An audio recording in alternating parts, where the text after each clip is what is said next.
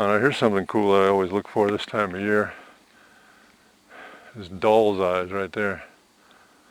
You can see there's all sorts of wildflowers out here, but the doll's eyes are fairly rare. And these are pretty ripe. It's actually a pretty tall one. They have the characteristic white seed with a little black dot right at the end. It looks like a doll's eyes, and that's the name. And those are actually baneberry, and they're extremely toxic, so you wouldn't want to eat even one.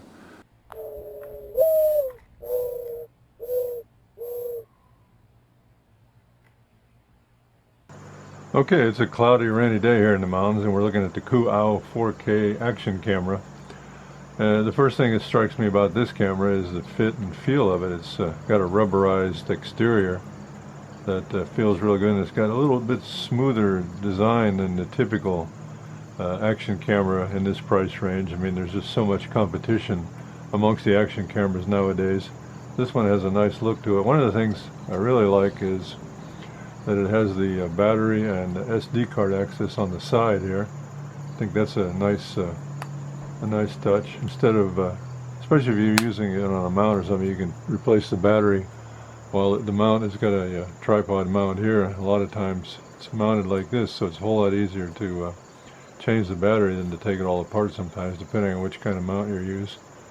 The other thing I like is that it's got a little rubber cover on the HDMI, the power, and the microphone input. And I did say yes, microphone input. That's one of the things that I really like about this camera, is that it comes with a nice external lavalier mic. It's got a cord of almost 4 feet long, and I'll show you some examples of that later. The sound is real good. This is a real nice feature that many action cams don't have. The other thing is the batteries. They seem to be well, they rate at 1200, so should get some pretty good battery life out of it. And so far, usually it takes several charging cycles to get the stride on the battery life of these cameras, and so far I really like the battery life. The other thing I like a lot is a lot of the action cameras have the controls on the right side and on the top. This has all your controls on the top, along with a real prominent light to let you know that the power is on, and also it's a real nice prominent light to let you know that you're recording, especially if you're using, like I do a lot of times, a chest mount or something like that.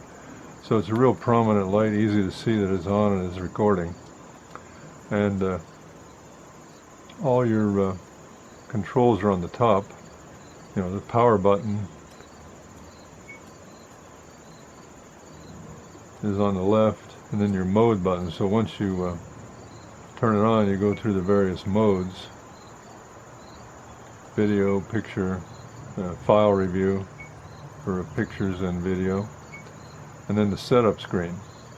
And the setup screen is real simple. You go in the setup screen and you use the power button, one click, to move through the menu. And here I'm in the video menu, so I've got video resolution, and you move through the different screens by hitting the mode button. So let's just go through, say for example, video resolution. You hit your shutter button to enter this, and then you move around in it with the power button to select. I'll select, I tend to shoot a lot in 1080p 60, and then you select, and then you move through image stabilization, looping the video, time-lapse video, slow motion, and turn the audio on and off. And then when you're ready to move through it, you hit the mode button to go to the photo resolution. I usually shoot at 20 megapixels. Time-lapse photo, burst photo, photo resolution, and then again move through to the overall settings of volume, turning your beep on or off.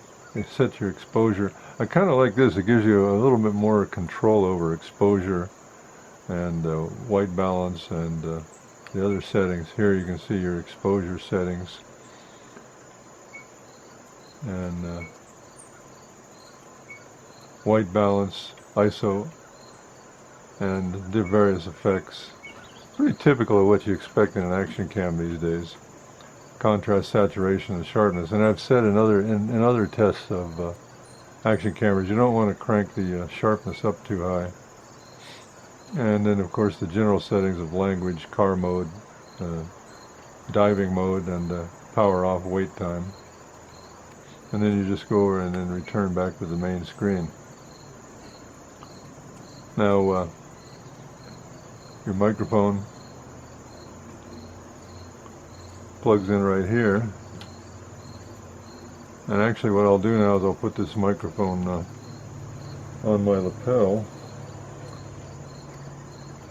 and I'll actually just start recording while I'm talking now, and I'll switch the audio out from this camera to this camera, and you'll see that it does a really nice quality audio, and a really for the price, a nice lavalier mic. I've already used it for vlogging once to do a review of a gimbal head, and I'll insert a little sample of that video into this video. And I also use it for hiking, and I'll show, mic myself up for a hike, and I'll show an example of that attached to this video. The other thing this would be good for would be actually interviewing people. I mean, you could mic somebody up, and if you're standing at the typical distance of doing an interview, that would work out great. So I really like the fit and finish of the camera. You can see it's rubberized. It's got a little bit smoother and a little bit, it's about the same size as other action cams, but it just feels and looks a little lighter and smaller. The batteries, I believe, are compatible with all the other batteries, but they have a little bit nicer fit and finish to them. And of course it comes with the usual range of accessories. A nice case that comes with it, which I like. Nowadays it's becoming a little bit more standard. I mean, it's just so nice to have a case. And it has the typical mounting accessories that most of the cameras in this price range have. And a fairly straightforward instruction manual. And so all in all, I'm pretty happy with it, and I've been using it for about a week now. I use the action camera actually three different ways. In a traditional action way, if I'm out hiking or climbing or just doing some sort of action-related activity, but I also use it a lot for close-ups of animals, birds, and various other animals, when I have sort of use it as a camera trap, and it really works great, providing really close-up, high-detailed views of animals, and I'll show some examples of that. And then of course it'd be good, this is actually good for vlogging because it has the external microphone, and the sound is just so much better through an external microphone for vlogging and interviewing, or just doing documentary work. So I think you'll find that to be an improvement. The name of the camera is COOAU, and I'll demonstrate the Wi-Fi function now. You just basically hold down the mode button for a second or two, and the Wi-Fi comes in, and you see the ID of Live DV, and the password is simply 123456778. You download the Live DV app to your phone. Before you launch it though, you need to go in and connect. You go to your Live DV app, and you see it just connects up real quick. It's a slick app, and you can look on my phone here and see. You can also see there's a chipmunk running across as we speak. Hey, buddy. There he goes. I like this a lot. It's this pretty typical feature now that you would expect on most cams, and this one works fine. Easy to download, easy to set up, and you can control your picture taking and your video.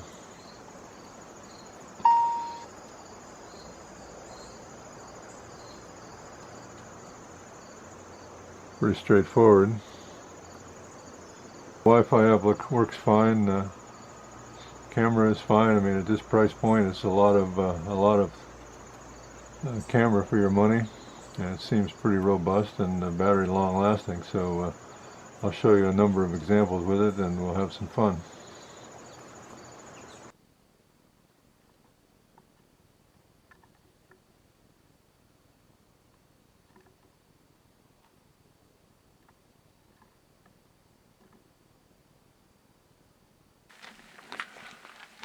We're on the Mountain to Seas Trail in western North Carolina in Great Smoky Mountains, trying out a new action cam.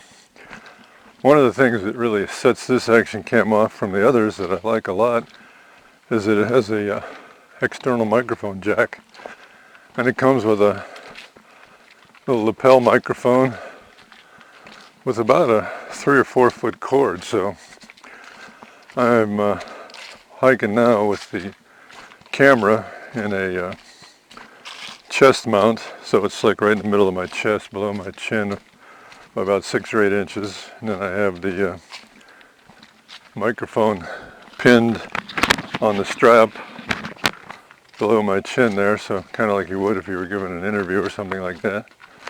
So you should get superior sound quality if especially if you're narrating or vlogging with this camera and you're not standing in front of the camera. It's kind of nice to have that external microphone. I've tried out a number of action cameras, and like I said, I really like this external microphone. I've already done one vlog with it, testing a gimbal head tripod, and just used this camera with this lapel microphone, and it worked out really nice. I like the sound quality. Oh, here's a great colony of mushrooms right here. This is a great wildflower and mushroom hike. And early September, August and early September, at the time in the late summer when mushrooms are really out there. See, this one's taken on this log. I'm not going to disconnect the camera. One thing I like about action cameras is they can focus, can give clear shots from just inches to infinity without worrying about any manual or automatic focusing. One of the things that I like a lot about this camera, is when it has an external microphone like this, which is basically a lavalier mic, and it's mic'd up like in your typical position. A little dove just took off. Is that, and you know that the sound is going to be recorded well. Typically the mic on an action cam is a real small little port on the front of the camera, and if the camera's facing forward and you're behind it, it's not going to pick up your voice as clearly and as finely as you might want if you're doing a recording or a documentary like I'm simulating here today. So having this little lavalier mic not mic'd up to me actually makes it a lot more relaxing to walk and talk at the same time, which the ability to walk and talk at the same time is a prerequisite for making a narrated film. I'll stop here and just listen. If you got a good quality microphone, just listen. What I like about this is pretty much close to quiet.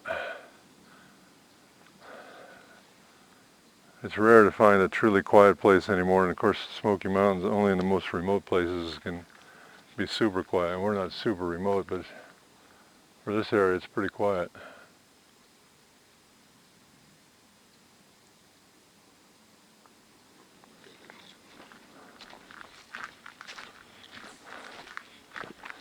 This is a good example of when big trees fall in the forest like this one. This is a huge old tree in this forest. And this is a pretty old growth forest probably, but you can see when that big tree falls in the forest, it really punches a hole in the canopy. Turn it up there, you can see a big hole in the sky up there, whereas everywhere else is socked in. So it really lets the sunlight in and lets a lot of things start growing that would have been waiting to grow. A lot of seedlings and wildflowers and things like that.